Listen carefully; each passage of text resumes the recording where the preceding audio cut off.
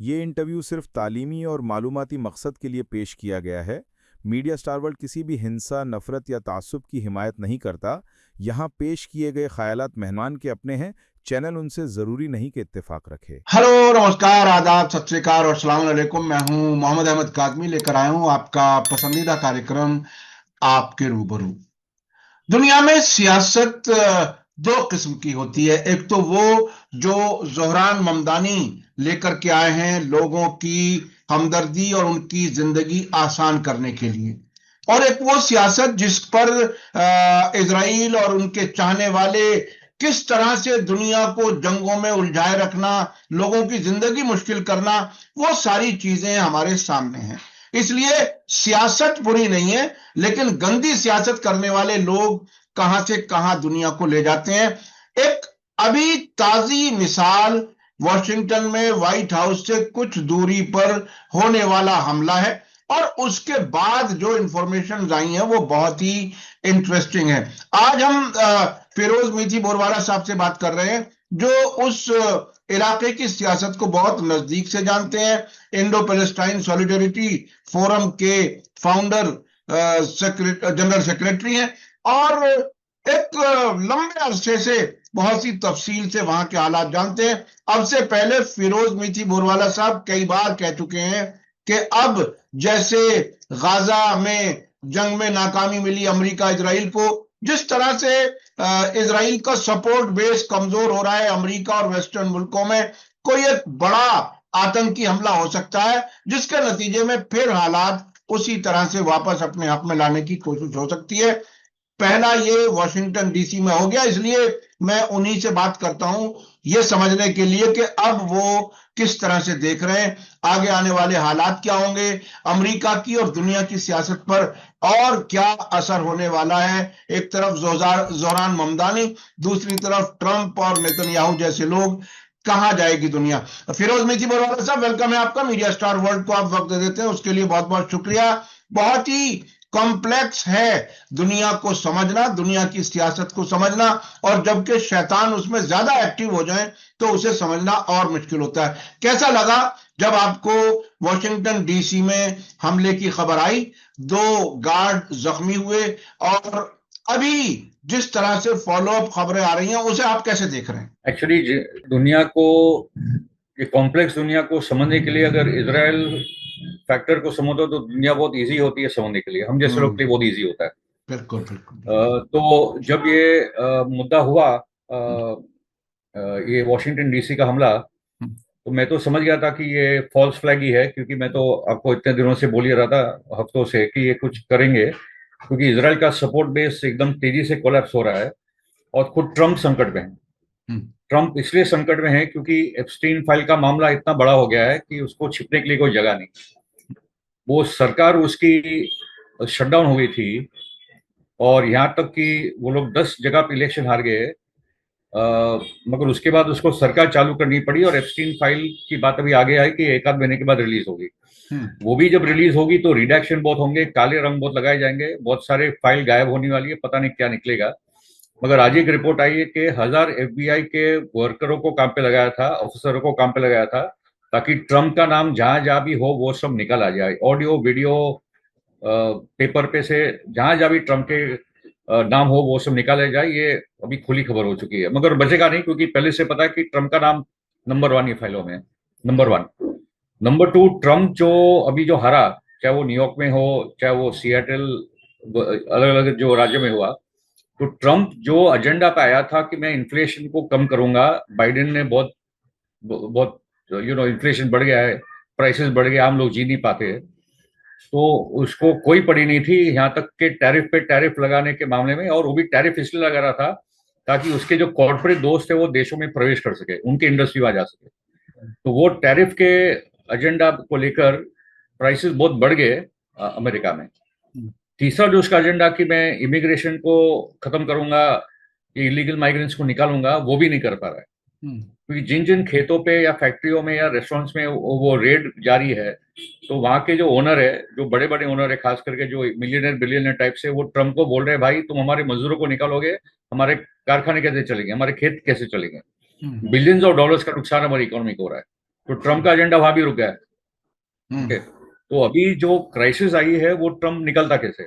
हम्म, तो ये तो पता था कि एक ही तरीका होता है, कोई ना कोई फॉल्स फ्लैग टेरर करवा दो, या बड़ा या छोटा, जिसमें से पूरा एजेंडा बने। हम्म, तो इन्होंने वॉशिंगटन डीसी का ये दो अ, ये हमला करवा दिया, जिसमें एक रेमानुल्ला लखनवाल करके एक अफगान ऑपरेटर है। ऑपरेटर इसलिए बोल रहा हूँ क्योंकि वो कंधार स्ट्राइक फोर्स में काम करता था, और ये जो कंधार स्ट्राइक फोर्स है वो डायरेक्टली सीआईए के साथ काम करता था। वो अफगान जो सरकार है करजाई की, उसको कोई वो आंसरविल नहीं था। हम्म, तो ये काम ही कर रहा था सीआईए के लिए, और ये डेथ स्क्वाड थी। हम्म, तो नाइट रेड्स, मर्डर करना, प्रिजनर्स को पकड़ कर लाना, ये सब रेमोनोला लखनवाल कर रहा था। हम्म, तो वो जब अमेरिका लाया गया, वो कोई रेफ्यूजी या माइग्रेंट करके नहीं आया। जो इनके कोलैबोरेटर्स थे, जो हाई लेवल के कोलैबोरेटर्स थे जिनको पनाह दी है, उसी में ये प्रोग्राम में लाया गया। ये कोई इमिग्रेंट रेफ्यूजी करके, असाइलम सीकर करके नहीं आया। ओके, तो जब ये अटैक हुआ और जब मैं डाला मैंने वॉशिंगटन डीसी फॉल्स फ्लैग, तो अमेरिका के अंदर से ही 10 मिनट के अंदर सब खबरें आने लगी कि फॉल्स फ्लैग है। उसका जो आईडी कार्ड है जिसमें केएसएफ लिखा है, कंधार स्ट्राइक फोर्स, वो भी आ गया। तो ये चीजें बहुत इजी थी इसको एक्सपोज करने के लिए। तो बात ऐसी है कि आपको हमको पता है कि ट्रम्प लगातार अपनी नेशनल गार्ड को अलग अलग शहरों में भेज रहा है।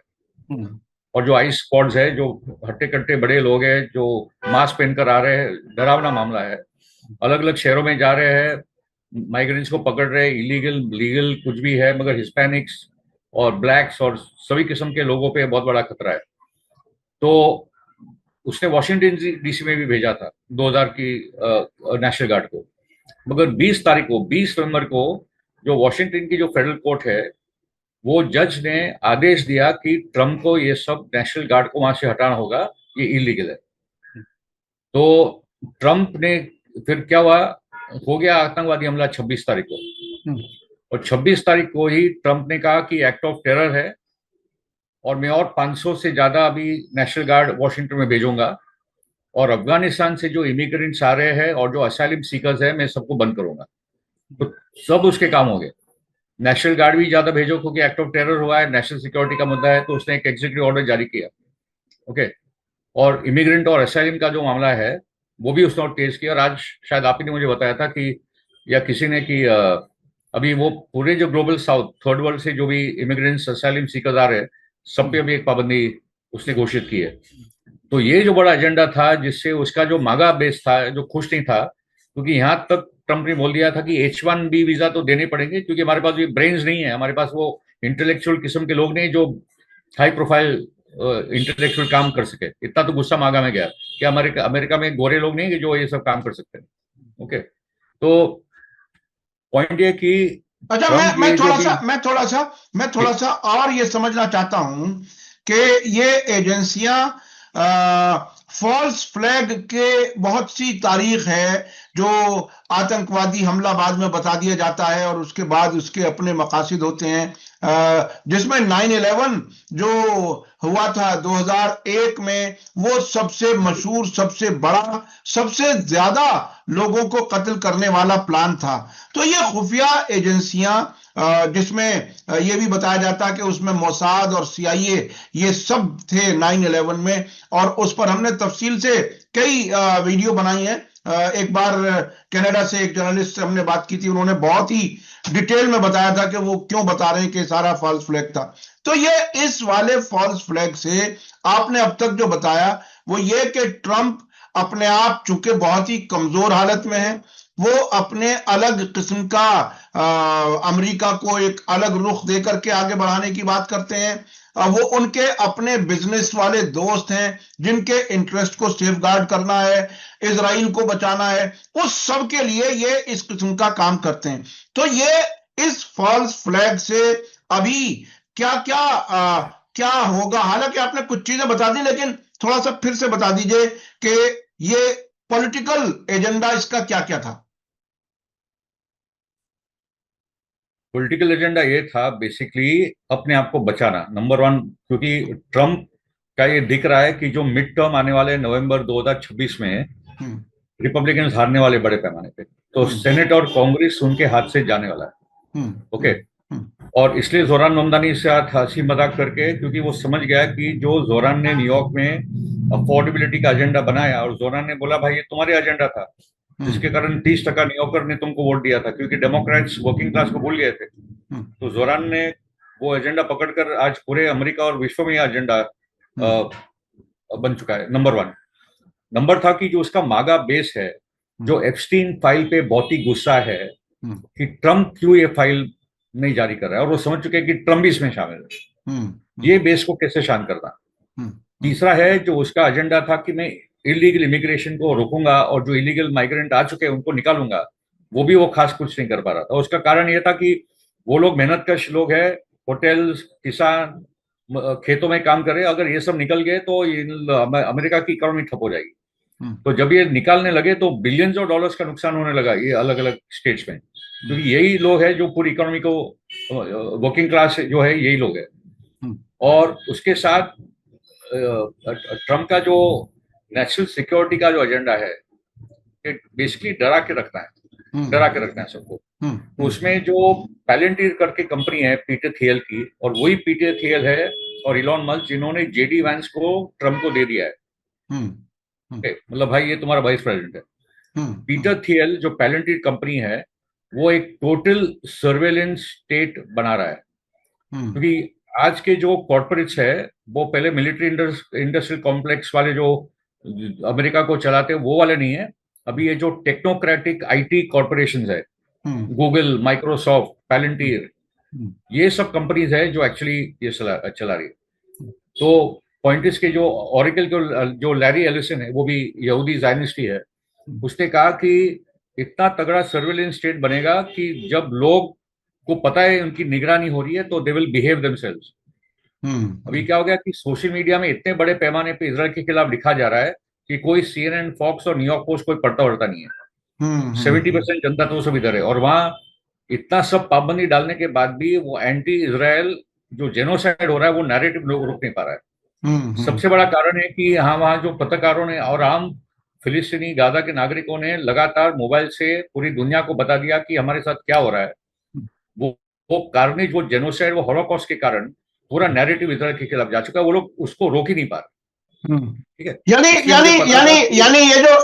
ये जो फॉल्स फ्लैग है उसका मतलब ये है कि डेमोक्रेसीज को बाकायदा डिक्टेटरशिप में बदल दिया जाए, और ट्रम्प उस काम को जरा तेजी से आगे बढ़ाना चाहते हैं। यही नतीजा समझा जाएगा। क्योंकि देखिए अमेरिका में एक उनके कॉन्स्टिट्यूशन में फर्स्ट अमेंडमेंट है, उनमें फ्रीडम ऑफ स्पीच लगभग एब्सोल्यूट है।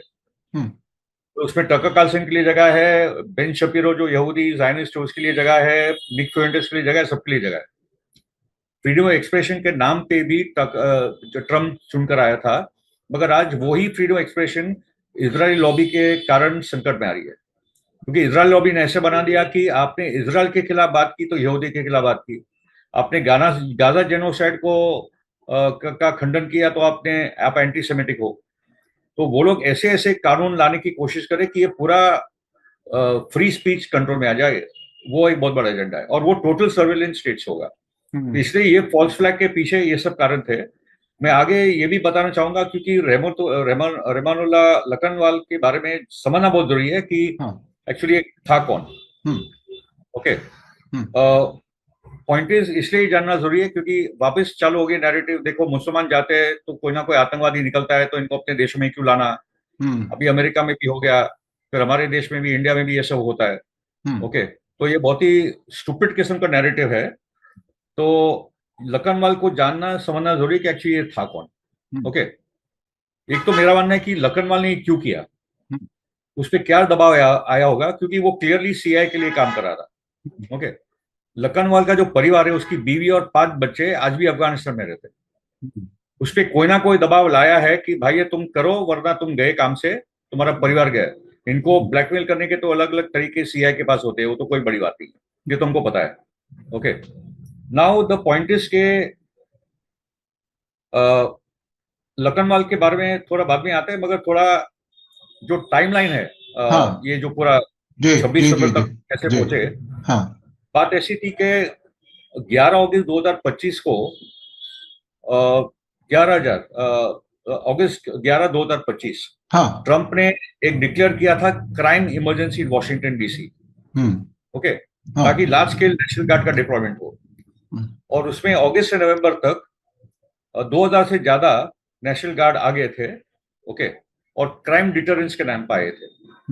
बाद में 20 तारीख को जो फेडरल जज है जिया कॉब, उसने डिप्लॉयमेंट को अनलॉफुल डिक्लेयर किया, calling it a violation of DC's home rule and civil liberties norms. और उसने कहा कि 21 दिन के अंदर ये ऑर्डर उसका एक्शन में आना चाहिए, मतलब 21 दिन के अंदर ट्रंप को वहां से निकालना चाहिए। मगर 20 तारीख को ऑर्डर आता है और 26 तारीख को ये आतंकवादी हमला होता है, जिससे ट्रंप का पूरा national security narrative, combating crime, anti immigration, anti asylum, ये सब उसका काम हो जाता है। और उसने तो सीधा ऑफकोर्स एक्ट ऑफ टेरर ही बोला है। और पॉइंट इस के ये जो पूरा लखनवाल है, ओके, एक तो जो मैंने कहा था कि पहले इश्यूज हम लोग क्लियर तक करें वापस। हाँ। कोलैप्सिंग मागा एंथुजियाज्म, मागा बहुत हैरान परेशान है क्योंकि ट्रंप डिलीवर नहीं कर पा रहा है, खासकर एप्स्टीन फाइल को लेकर को तो दिख रहा है, ओके। दूसरा है कि रिसेशन आ रहा है, इकोनॉमिक स्लाइड और इन्फ्लेशन, क्राइसिस, अफोर्डेबिलिटी। तो पूरा रिपब्लिकन पार्टी में बड़ा डिवीजन आ चुका है, प्रो और एंटी इजराइल। कि अमेरिका फर्स्ट लॉबी खड़ी हो रही है, जो Thomas Massie, Marjorie Taylor Greene, Tucker Carlson, Candace Owens, Nick Fuentes, ये अमेरिका फर्स्ट लॉबी है, और मागा लॉबी पीछे जा रही है, ओके। मैं तो आगे बढ़ने से पहले मैं अपने दर्शकों को याद दिला दूं, मागा क्या है। मेक अमेरिका ग्रेट अगेन एक नारा लगाया था ट्रंप ने, ताकि लोगों से वोट ली जा सके, और अब वो पीछे कहीं हट रहा है। अब वो शायद मेक इजराइल ग्रेट अगेन तक बात पहुंच गई, और सिर्फ इजराइल के लिए हम जीते मरते हैं, लेकिन उसके खिलाफ भी काफी आवाज आ रही है। जी, मागा के बारे में जरा मुझे बताना जरूरी था। जी, आप अपनी बात जारी रखें। जी जी हाँ। जी।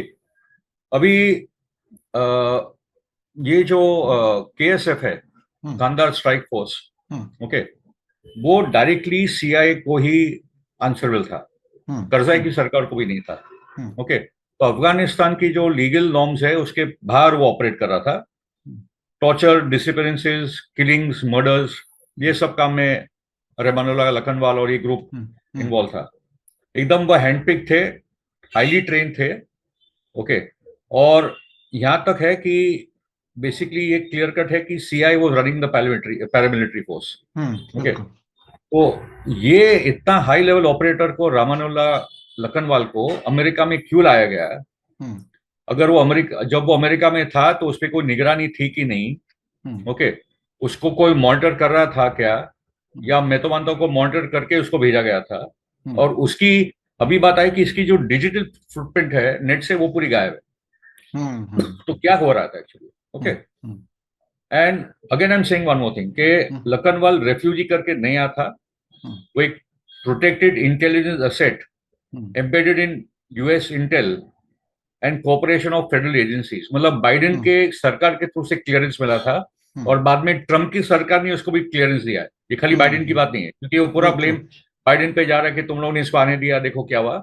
मगर हमको याद है कि ट्रंप के दौरान ये अग्रीमेंट हुई थी कि तालिबान और अमेरिका के बीच में दोहा में, कतर में मीटिंग्स होती थी, और बाद में बाइडेन आने के बाद वो लोग निकल गए और तालिबान ने टेक ओवर किया, और तब ये जो इनके एसेट्स थे ये सबको अमेरिका में लाया गया। तो बाइडेन के दौरान आए, मगर ट्रंप की सरकार ने भी, उनकी भी एजेंसीज उनको वेटिंग करके क्लियरेंस दिया है, ओके। तो now the point comes, now the point is very simple, कि ये फॉल्स फ्लैग जो हुआ है, ये मैं मानता हूं एक शुरुआत है।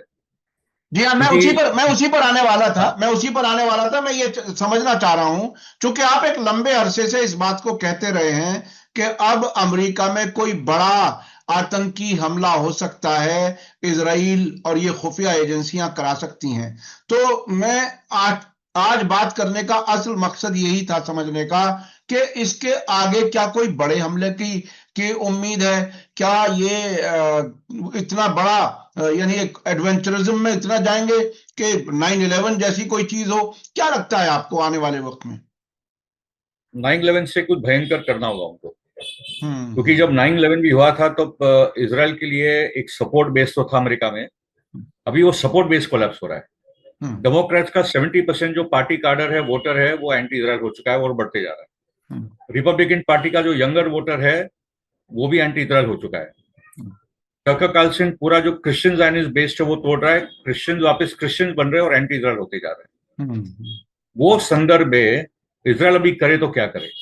और यहां तक कि टकर कार्लसन ये बोल रहा है कि Netanyahu is evil and Netanyahu is a threat to western civilization. इतना टकर कार्लसन ने बोला और मिलियंस एंड मिलियंस ऑफ लोग उसको अमेरिका में दुनिया भर में देख रहे हैं। ओके, और मुझे याद है कि नेथन्याहू की किताब है 95 में निकली थी, अगेंस्ट टेररिज्म, तो उसमें इसने लिखा था कि कोई बड़ा आतंकवादी हमला ये इस्लामिक आतंकवादी करेंगे अमेरिका में।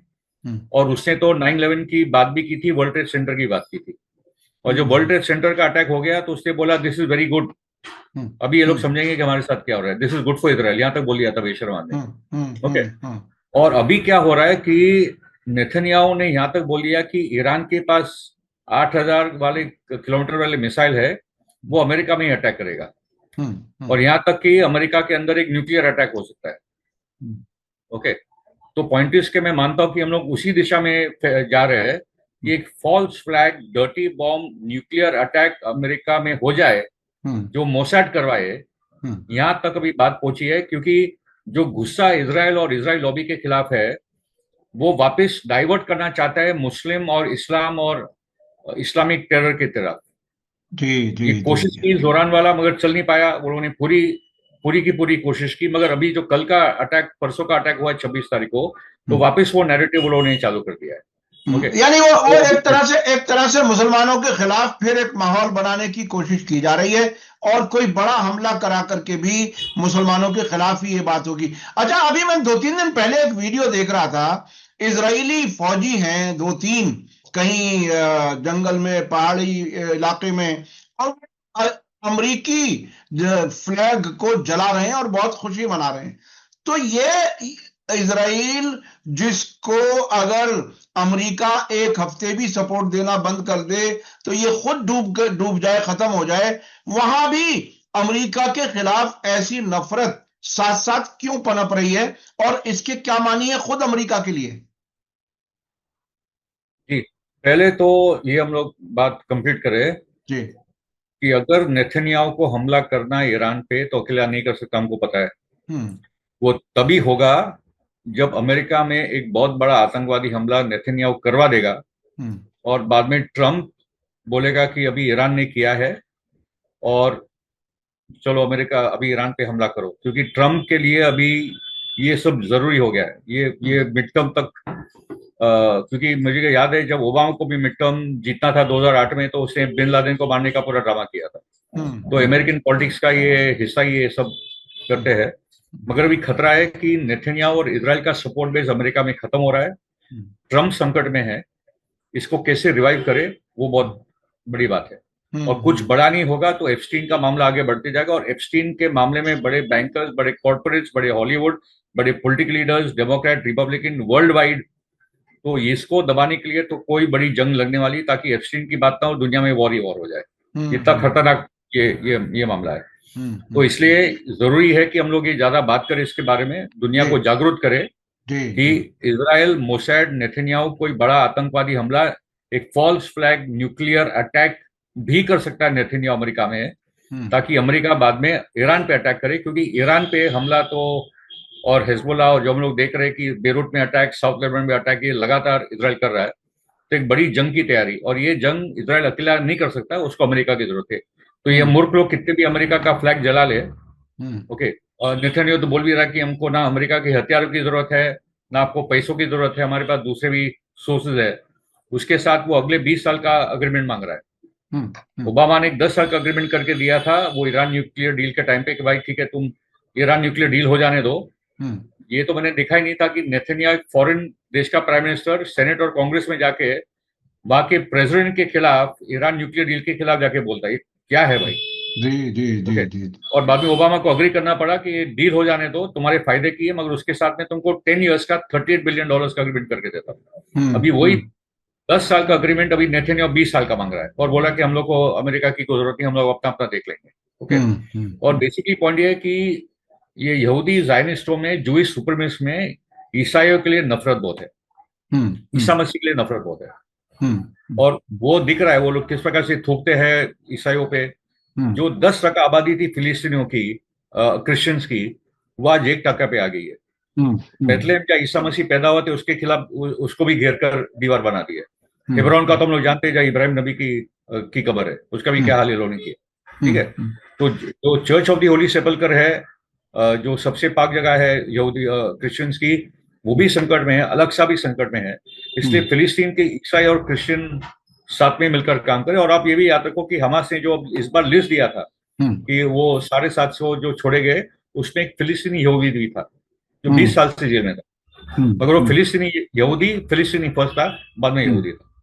ओके। तो बहुत ही इंटरेस्टिंग किस्म का सिचुएशन अभी पैदा हो रहा है और इजराइल का तेजी से सपोर्ट बेस खत्म हो रहा है। इसलिए अगले 12 महीने leading to mid term elections बहुत कुछ होना है, बहुत कुछ ड्रामेटिक स्केल पे होगा, जिससे नेतन्याहू और ट्रम्प रिपब्लिकन पार्टी को बचाने की कोशिश करेंगे। डेमोक्रेटिक पार्टी में भी एंटी इजराइल लॉबी बहुत तेजी से भी खड़ी हो गई है, वो भी नहीं बचेंगे। Chuck Schumer, Hakeem Jeffries, Kamala Harris, Gavin Newsom, उसके सामने Bernie Sanders, Zohran Mamdani, Cori Bush, ये सब, Ilhan Omar, Rashida Tlaib, Alexander Cortez, ये सब, रो खन्ना, ये सब जोरों से एक लॉबी, सोशलिस्ट प्रोग्रेसिव्स की lobby versus the oligarchs in the Democratic party. तो ये बड़ी लड़ाई अभी will control the Democratic and Republican party, ये 2026 में तय होने जा रहा है। यानी इजराइल के खिलाफ माहौल बहुत तेजी से बदल रहा है अमेरिका में, और इसी दरमियान अगले 12 महीने में बहुत कुछ हो सकता है, और इसी 12 महीने में कोई आतंकी हमला भी हो सकता है उसे संभालने के लिए। तो ये अमेरिका खुद एक तरह से आग से खेल रहा है इजराइल को सपोर्ट करते हुए। क्या कुछ अब इसका इंटरनेशनल सियासत पर क्या असर होने वाला है अमेरिका अगर इन हालात से गुजरता है, या ये कि पूरा रिफॉर्म होगा, वहां की सियासत एंटी इजरायली लोगों के हाथ में आएगी? क्या कुछ देख रहे हैं न्यूयॉर्क के आगे बढ़कर के? देखो, मैं तो जो आपको 2028 का काफी सालों से बोल रहा हूँ, ये वॉर के पहले भी, हाँ, मगर चीजें इतनी तेजी से बढ़ रही आगे कि मैंने कभी नहीं सोचा था कि अमेरिका के अंदर इतनी तेजी से इजराइल का ग्राफ गिरेगा। अनबिलीवेबल। ओके। अभी उनके हाथ में इलीट्स है, जो रूलिंग कबॉल है दोनों पार्टी के, वो अभी भी उनके हाथ में, एपैक के फंडिंग के कारण या क्रिश्चियन जायनिज्म का जो पकड़ है, मगर वो सब तेजी से गिर रहा है। तो अमेरिका में अगर इजरायली लॉबी का खात्मा हो गया तो यूरोप और अमेरिका फिर इजराइल पे इतना दबाव डालेगा कि फिर या 2 स्टेट या वॉट एवर स्टेट का कोई सोल्यूशन आएगा। Okay, number 1। क्योंकि उसके बाद इजराइल को हथियार देने वाले, पैसा देने वाला ईरान के खिलाफ या हिजबुल्लाह के खिलाफ या वो सबको सपोर्ट करने वाला कोई रहेगा नहीं, वो अपने औकात में रहेगा। ओके।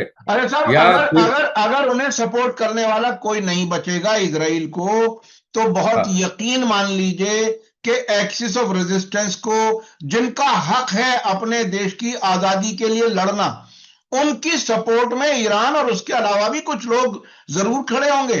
उनके हक में क्यों नहीं खड़े होंगे? देखिए, आयतुल्लाह खामेनेई का बहुत साफ कहना है, बरसों से कहते हैं कि जो भी इजरायली कब्जे के खिलाफ लड़ेगा हम उसको सपोर्ट करेंगे। तो अगर उधर से सपोर्ट बेस इतना कमजोर होगा, फिर तो इजराइल के सफाई का तैयारी फिर तो सामने खड़ी नजर आ रही है। एग्जैक्टली। No right. क्योंकि अभी जो लॉजिक दिया गया था कि Israel is suppose to be safe secure place for Jews, वो पूरा लॉजिक ही खत्म हो गया है। इजराइल सेफ नहीं है जूस के लिए। वो ज्यादा सेफ यूरोप में है, ज्यादा अमेरिका में, ज्यादा ऑस्ट्रेलिया में, कनाडा में, ज्यादा उनको जाना है जाए। तो जो पढ़ा लिखा तबका है जूस का, वो तो ऑलरेडी भागने लगा है। और जो ऑर्थोडॉक्स कट्टर यहूदी किस्म के लोग हैं, जो सेटलर्स है और बंदूक लेकर घूमते हैं और पता नहीं क्या क्या करते हैं, वो अभी इजराइल पे पूरा कब्जा कर रहे हैं। ओके। मगर जो पढ़ा लिखा तबका है, जो सेकुलर है, वो तो निकल कर भाग रहा है वहां से। तो जब ये पूरा बदल ही जाएगा माहौल, जो आप बोल रहे हो, स्ट्रेटेजिक बैलेंस ऑफ पावर ही बदल जाएगा। ओके। कि इजराइल वीक हो जाएगा और एक्सेस ऑफ रेजिस्टेंस ऊपर पहुंच जाएगा, तब तो इजराइल में रहने वाले भी लोग नहीं बचेंगे। I think they just pack up and leave.